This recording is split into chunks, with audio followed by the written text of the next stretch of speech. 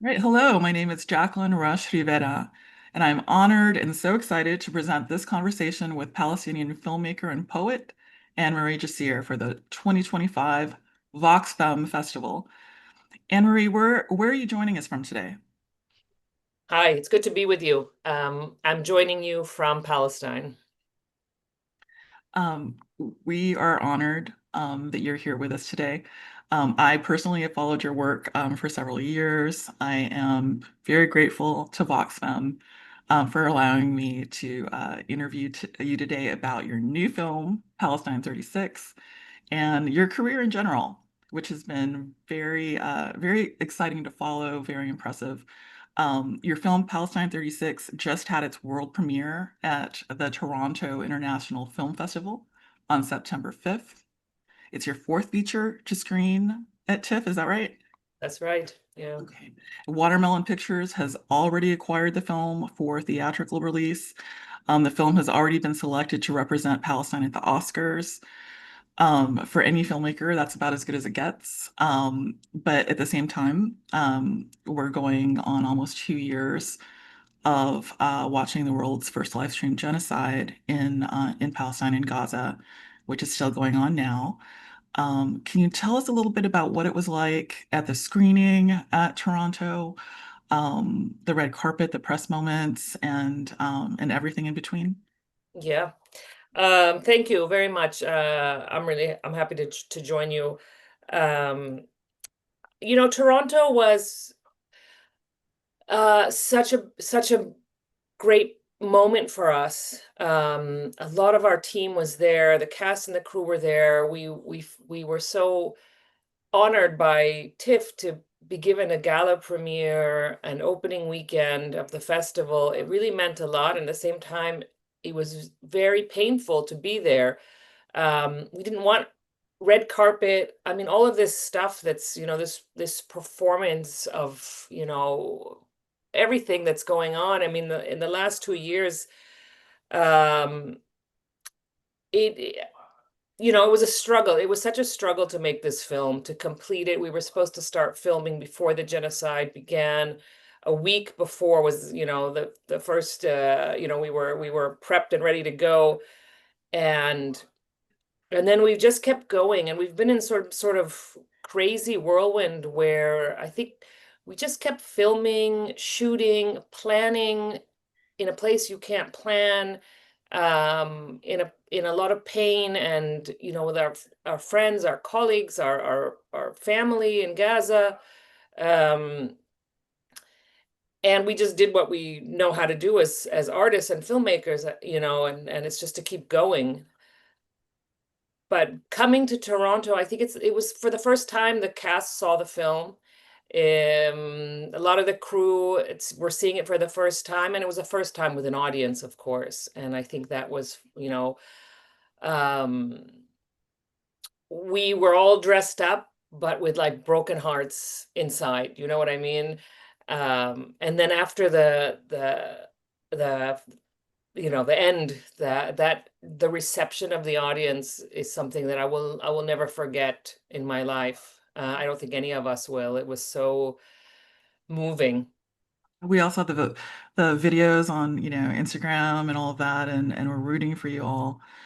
And yeah, like holding all of those things happening at once, right? The success of the film and as you said, the very painful reality of what's happening in Gaza at the same time.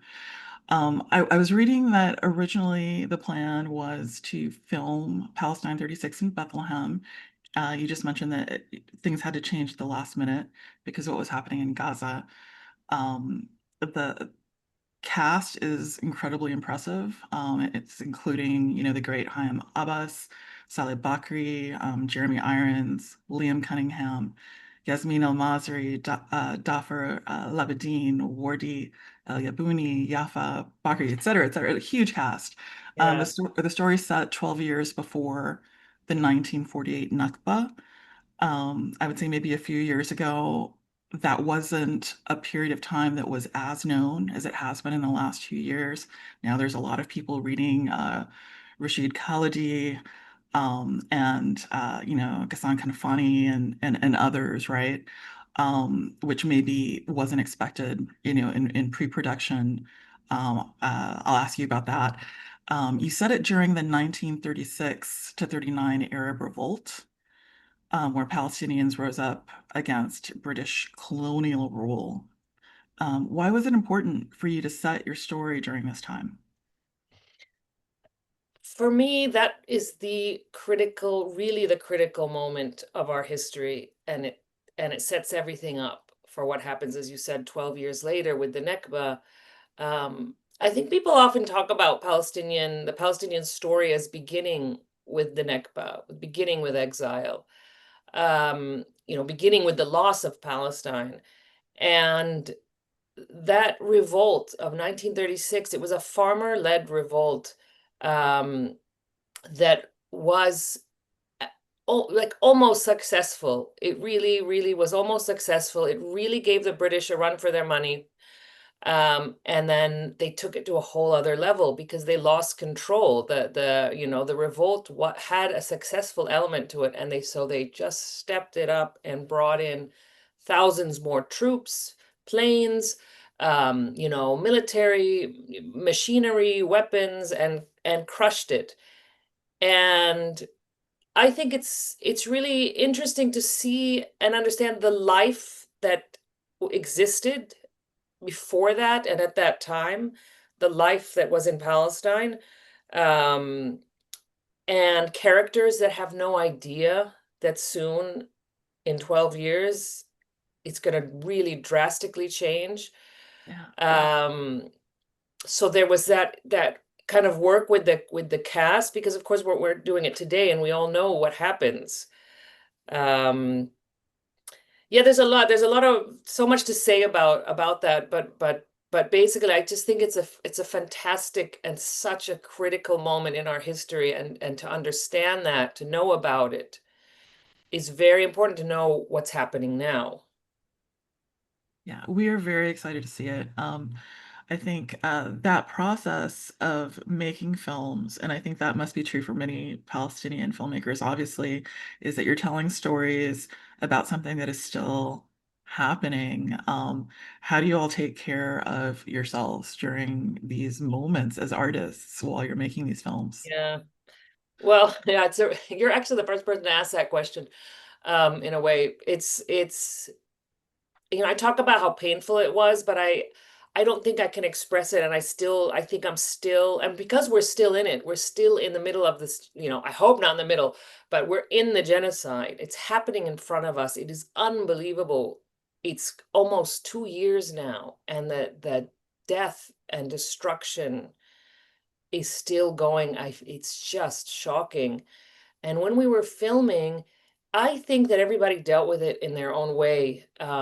Some people really just stuck their heads in the ground. Like they just had to be like, this is what we're focusing on. We're gonna make this film. This film is important. We do this film, we do this work. I'm not gonna look at my news. I'm not gonna open social media. I'm not like, because it's just like, the seeing children and all this death all day long. And we know those people where, those people in Gaza are not like far away. They talk like us, they sound like us, they are us, we are related to them, they are our friends. We know the ones that have like survived, we know ones who have not survived. It's very, very close to all of us. Um, what was really difficult, I think, was the film has moments of military violence in it, and really it was really interesting in two ways, that the extras and the cast could immediately, I was very nervous. I mean, I haven't made a film of this scope before, so how do you direct that? How do you direct violence like that? And it was sadly easy because we could all access it very quickly, the feeling and the pain of it. Everybody, so extras, cast, and even the crew, it was very much real. It also meant that we really had to stop sometimes. There is an actress in the film who who actually passed out on set at one moment. Wow. She was so emotional. She fainted. I watched her faint on my monitor, and the camera woman thought that she was acting, and I could see that I ran out to the set and she was on the grass. She actually fainted.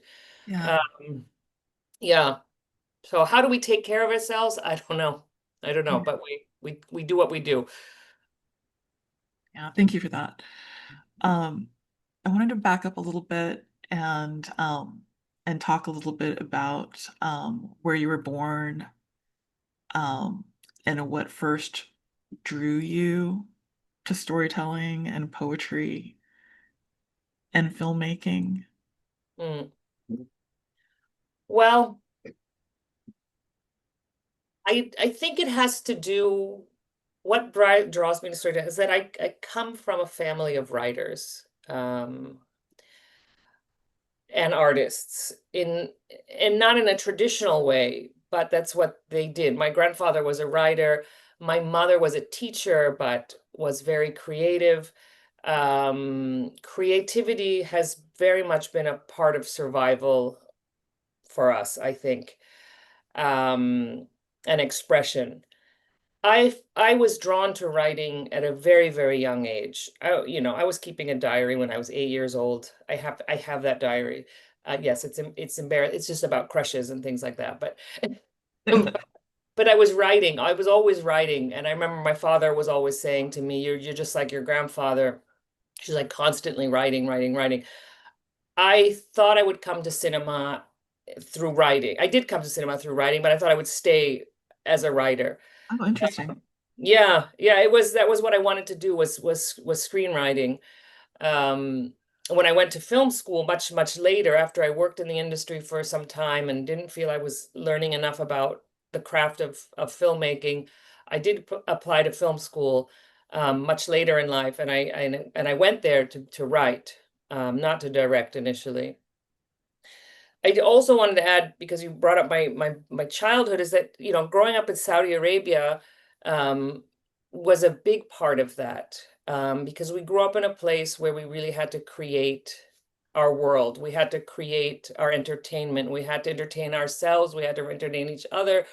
We didn't have any of the whatever normal things that a lot of people have of, movies, of going out, even running around the neighborhood. It was all like a kind of creating a world in which to exist.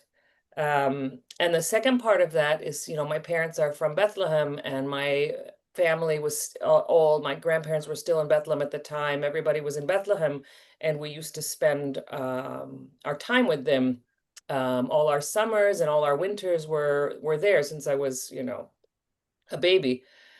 And that had a tremendous effect on me also, because it's there that I witnessed occupation, military occupation, what it meant to be different, to be strip searched at the border, to be in a city where there was a constant military presence, where everything was forbidden. It was forbidden to gather in groups. It was forbidden. I mean, all those things that you're not allowed to do, but with parents who didn't talk to me about what was happening. They didn't explain it. So it was all through feeling through them, feeling what humiliation is, feeling what and seeing it. I have a very strong visual image of, snipers on roofs, the sitting in front of my grandmother's house. We always sit on the stairs in front of the house, looking at the street and eat fruits and just watching, counting how many times a patrol jeep goes by, which would be like every 5 minutes. And you obviously have put a lot of these experiences in your films, which are some of my favorite films. I'll tell you that right now. In 2007, you shot the first feature film made by a Palestinian woman director, right? Salt of the Sea. It's a story about a Palestinian American working class woman played by the poet Suhair Hamad, who's amazing in this. Um, and her parents were Palestinian refugees, and she's making her first visit to Palestine, and also starring the first time I saw Saleh Bakri in a film. It comes from an incredible acting family and is such an amazing actor. There's a quality that I find in your films from Salt of the Sea, When I Saw You, like 20 Impossibles, that evokes this really strong connection to the land and the culture. Um, your cast is always superb, right? They're portraying these really warm characters that really stay with the viewer, right? They're people that you kind of want to know and hang out with. And, um, Thank you. there are a couple of things that I wanted to ask you about your features. And by the way, I still haven't seen Wajib. It's very hard to find in the States, Yeah. but I'm still chasing it. Um, you know, Yeah, I'll send you a link. oh my gosh, I But would love it's it. oh, Watermelon's gonna have it. I think it was on. Yeah, it is hard to find in the US. I don't know why, because it was it was on Netflix and it was in Europe and it was all over, but in the US it's always been a little more difficult to reach the audiences there. So, Oh, but that's so Watermelon, exciting. Watermelon's going to carry it. yeah, That makes me very yeah. happy.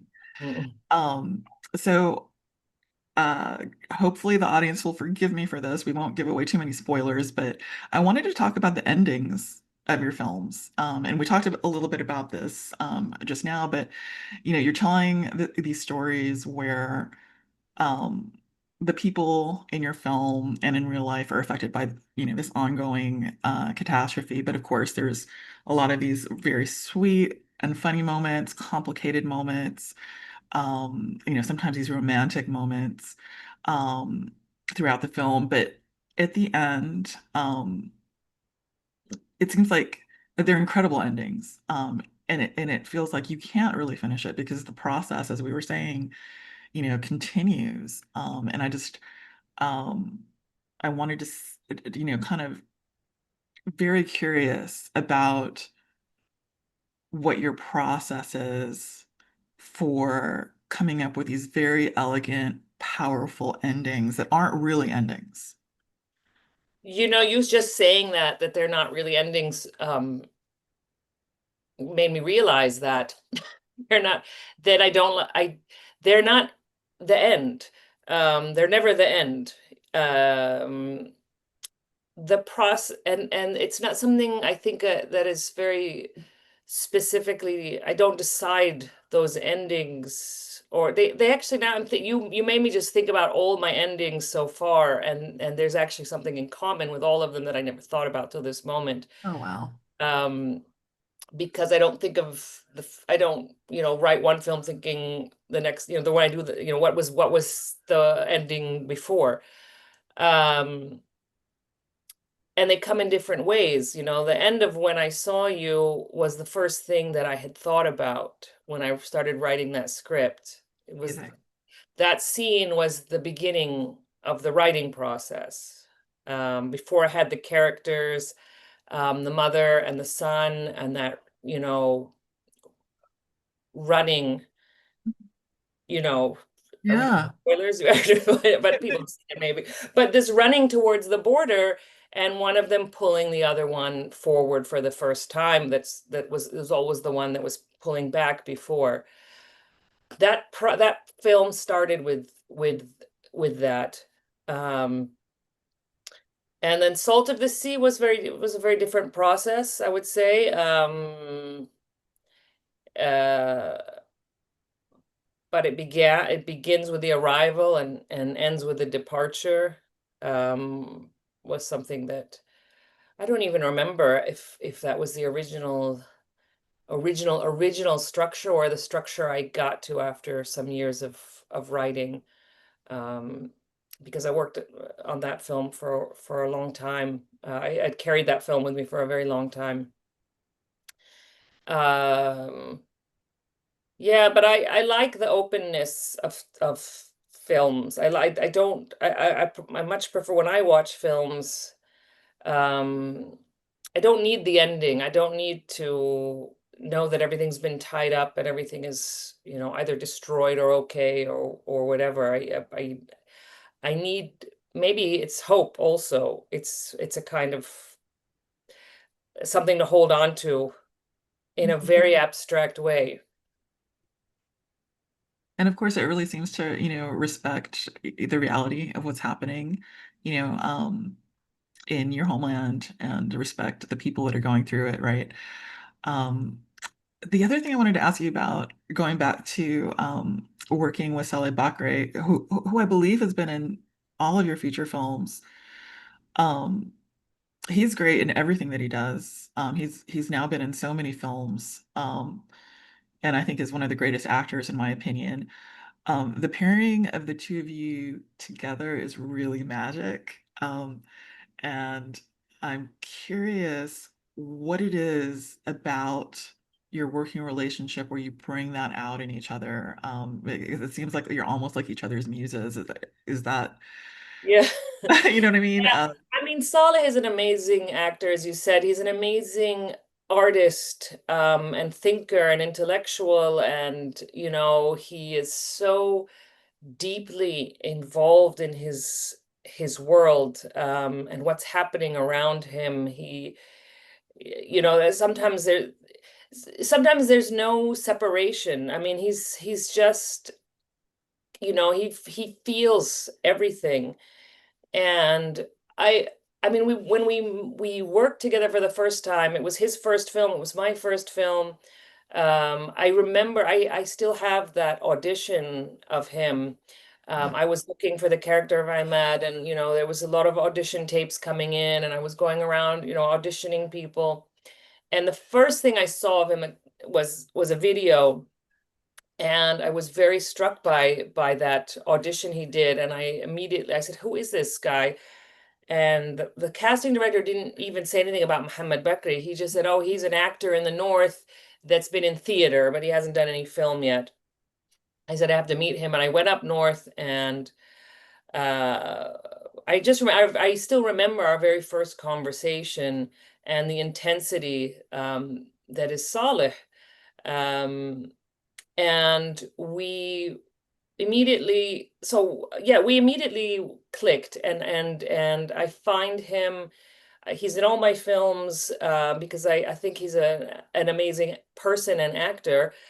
Um, and he allows me also to, there's a certain flexibility that I don't know. I mean, I think most actors are open to that, but Saleh, for example, with Salt of the Sea, I asked him, to live in this refugee camp in Ramallah for 3 months, because he comes from a very different place, not from a refugee camp, although he's of course familiar with them. But I wanted him to live there. I wanted him to wake up, sleep, walk around, become friends.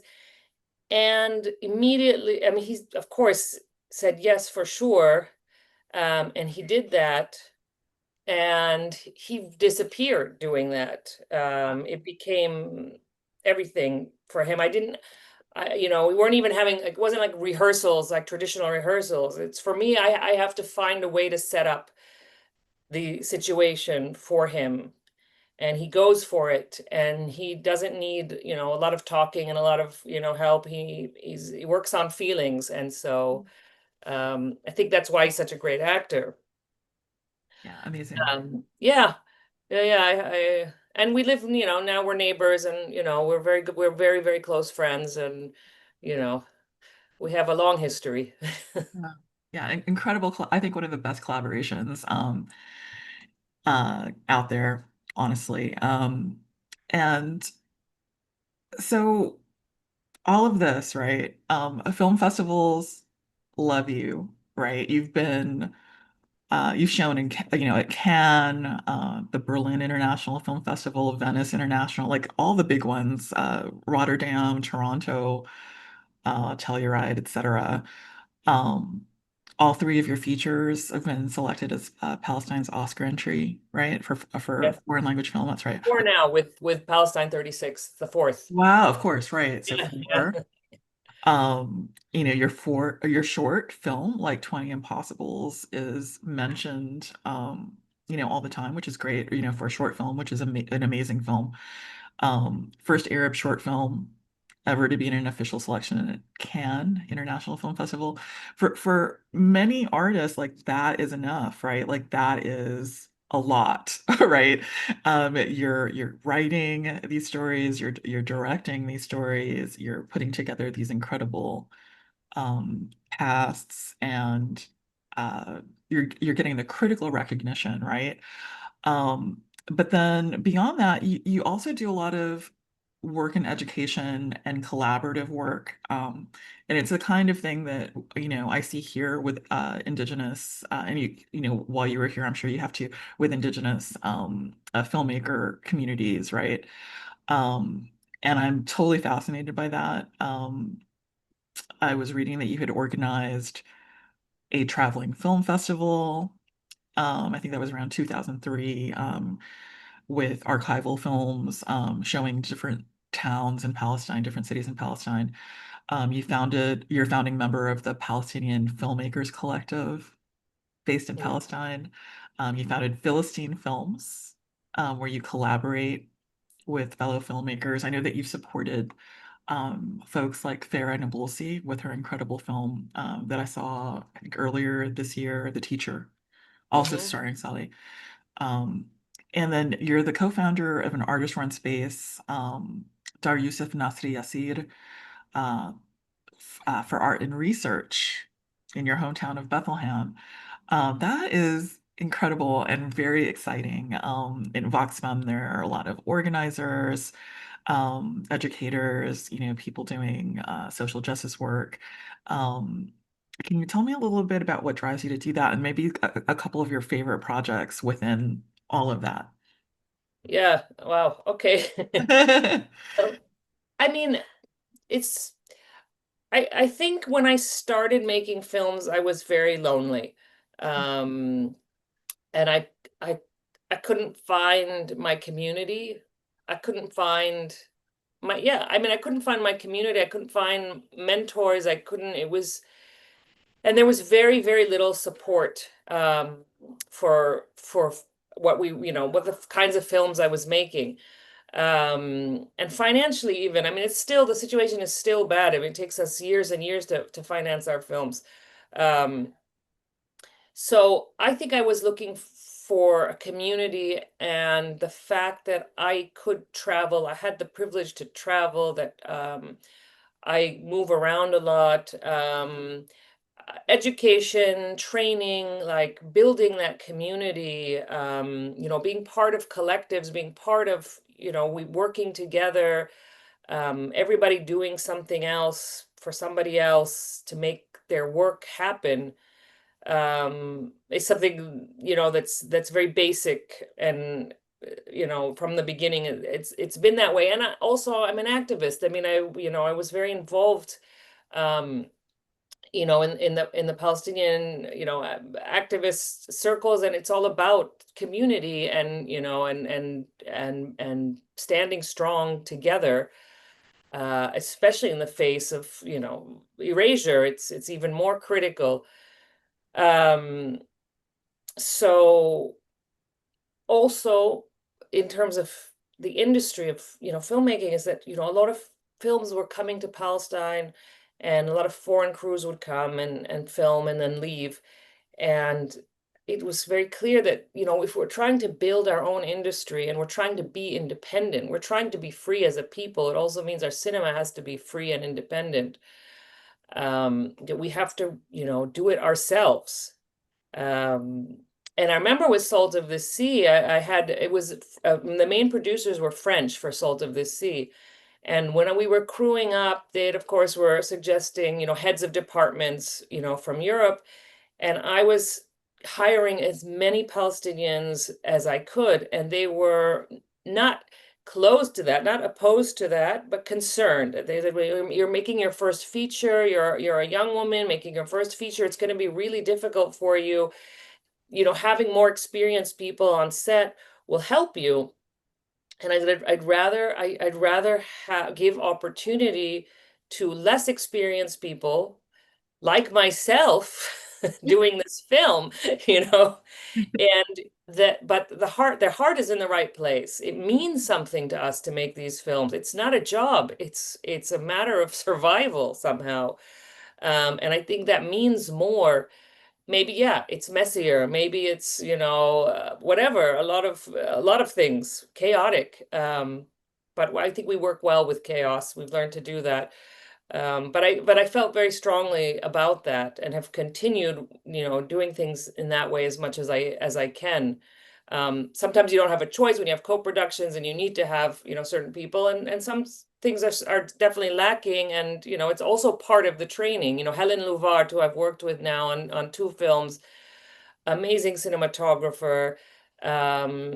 She is a master class by herself. I mean, her being on set, her being even in the grading room. I mean, I sometimes look at her, I'm like, I wish everybody could just watch her work. Like, I wish everyone could be as lucky as just to see how she works, because it's incredible.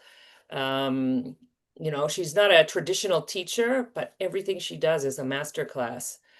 Um, so yeah, did I, what was I going? There was a second part of your Yeah. question that, No, but yeah. no, that's perfect. Yeah, the question is, you could just be an amazing filmmaker, and uh, all of that, right? Like the collaboration, the education, the concern for community. I think one of the things that's amazing me right now is that another filmmaker that I interviewed for this festival, Anisia Uzeyman, co-director and cinematographer of Neptune Frost, discussed the exact same thing. And, Oh yeah. in my experience as a film programmer, this is the first time I've had the conversation go this deep about that. She too, she said, when I was in Rwanda, I didn't, I wanted the heads of departments to be Rwandans, right? And that was the first time they had the opportunity to do that. Otherwise, if films are coming in from Hollywood or whatever, they're gonna have smaller roles, and they're gonna bring in heads of departments from the outside, and so that's incredible. And yeah, I love that. I think thank you for all of that.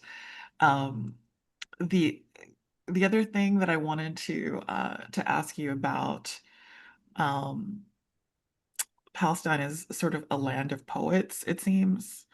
Um, there are, from you attended Columbia University, uh, Yeah. where the poets and writers galore as well. Edward Said taught there. Rashid Rashid Khalidi, Khalidi, yeah, there's a lot, yeah.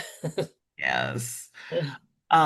Today is Rifat Al-Hariry's birthday. I was kind of like spinning through news today and saw that Thank incredible human being and poet, you.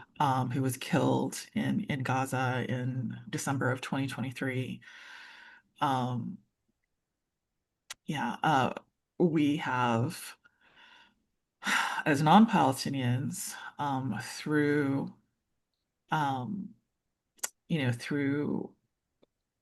the reality of the violence there, have learned about a lot of these poets and writers, right?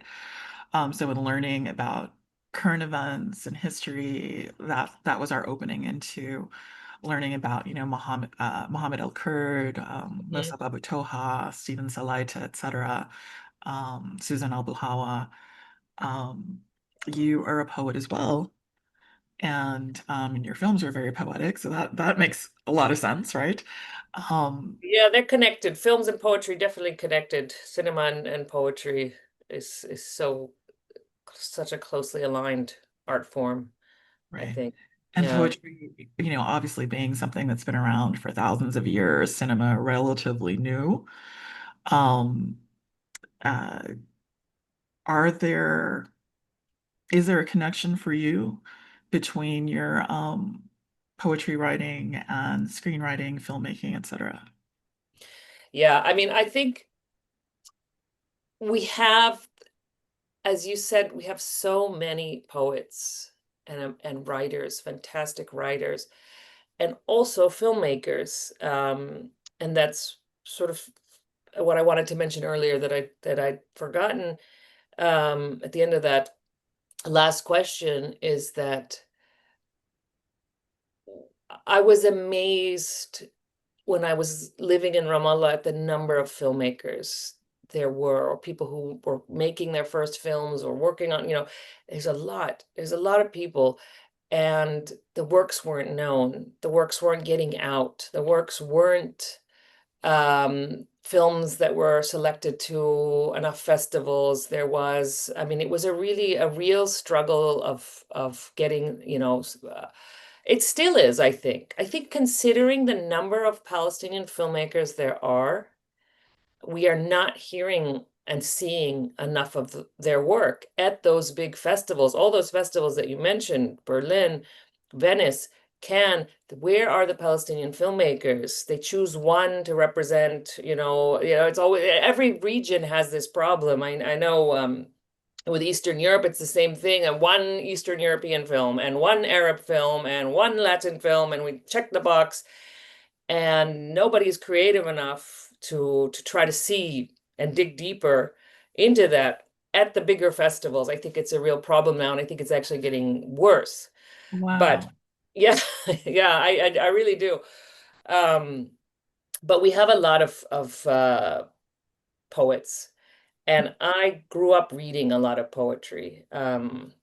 Also, we used to, I grew up around writers, but also grew up around readers. Everybody in my family was reading constantly, and there were poetry books in the house. And I read those a lot as a child. Um, and I wrote poetry just for myself, really. And I would never call myself a poet when our real poets, our real Palestinian poets are so amazing, and I would never even attempt to, call myself a poet in front of them. But I do write poetry, and I do love poetry. Um, and it is aligned to the cinema. And I think in all of my films, I think, um, in Toronto, there was a very Palestinian poet and writer named Lina Khalaf Tufaha. She now lives in the US, in Seattle. She's an amazing writer. And she came up to me right after the screening and she said, I know you're a poet from your films. I always see it in all your films. I recognize the references. I know the nods you're doing, and a lot of people are going to miss those. But she said, she knows them, and I made me really happy. Was Wow. very pleased. Yeah. Amazing. Amazing. I love that. Um, okay, well, I could talk to you, Anne-Marie, forever. I know you are a very, very busy person. As you said, putting together these films is a lot, getting the funding, actually making the film, especially when you're trying to make them in Palestine and all the various challenges that you're going to encounter.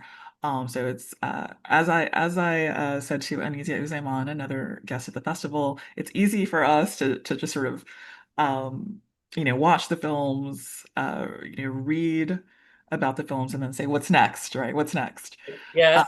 but I am curious if you are working on something that you'd like to share.